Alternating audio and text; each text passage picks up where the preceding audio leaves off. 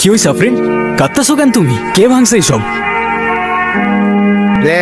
এই টাকা কই? আজকে না তোর টাকা দেওয়ার কথা ছিল তোর? ভাইয়া আপনি যে টাকাটা দাবি করছেন আমি ওটা ম্যানেজ করতে পারিনি।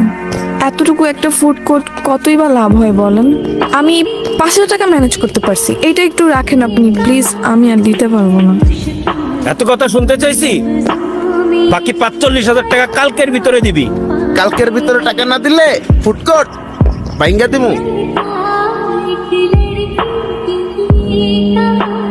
তুমি চাইলে অন্যভাবেও পরিশোধ করতে পারো।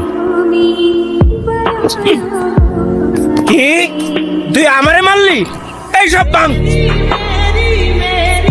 আমি এখন কি করব বলেন তো?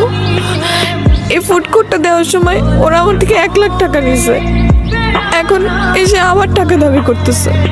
আমি কোত্থেকে দিব এত টাকা?